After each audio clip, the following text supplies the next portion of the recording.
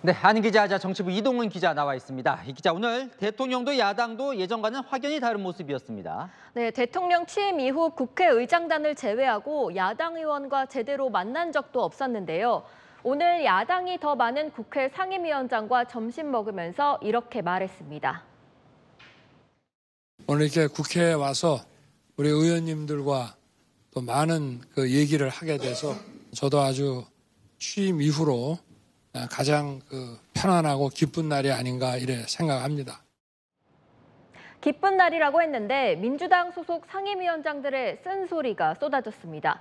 김민기 국토위원장은 김건희 여사 이름까지 거론하면서 양평고속도로 특혜 의혹을 대통령이 직접 해소하라고 했고요. 김철민 교육위원장은 김승희 전 대통령실 의전비서관 자녀의 학폭 의혹을 꺼내들었습니다.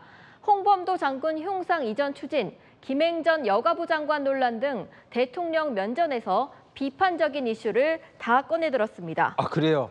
대통령 반응은 어땠다고 합니까? 네, 윤 대통령은 나도 아직 기억력이 좀 있어서 하나도 잊지 않고 반영하도록 노력하겠다고 답했다고 합니다. 윤 대통령은 한 상임위원장이 술 한잔 하면서 대화하니 여야가 없더라고 한 발언을 인용하면서 저녁을 모시겠다고 했습니다.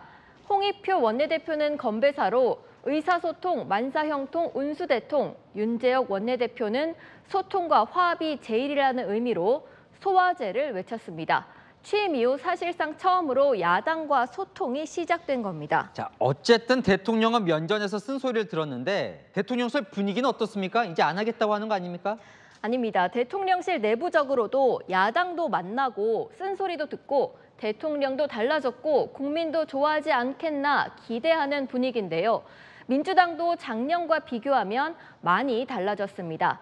작년에는 시정 연설날 보이콧하면서 분위기도 험악했습니다. 오늘도 로텐더홀에서 침묵 피켓 시위를 하긴 했지만 한 의원이 대통령을 향해 여기 좀 봐주세요라고 소리를 지르자 옆에서 하지 말라며 말렸다고 했습니다. 야, 그러면 1년 만에 왜 이렇게 달라진 겁니까?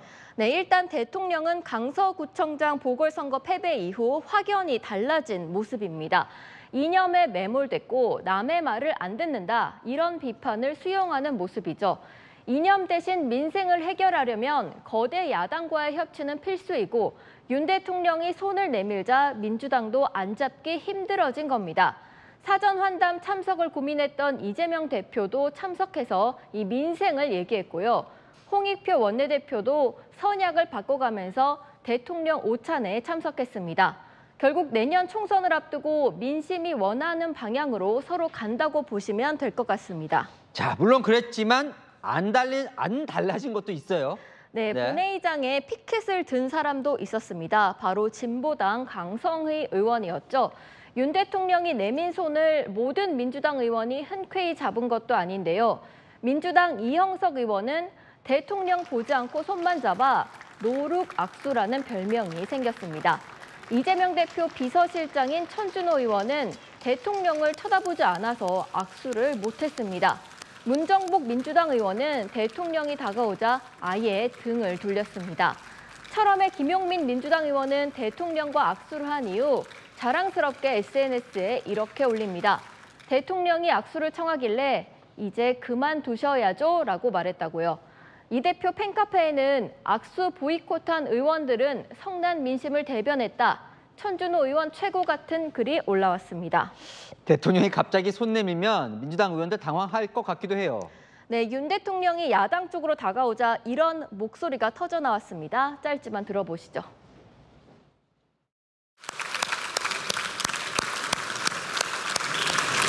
아, 왜 또 이리 오셔? 왜 또 이리 오셔? 네, 반갑게 악수할 수도 없고 그렇다고 모른 체 할 수도 없는 곤란함이 그대로 드러났는데요. 한 민주당 상임위원장은 대통령이 믿지는 장사한 거 아니다, 소통하는 모습을 보여줬다고 높게 평가했습니다. 그래요. 단란히 국회 계속 이어질지 한번 지켜보죠. 지금까지 아는 기자 이동훈 기자였습니다.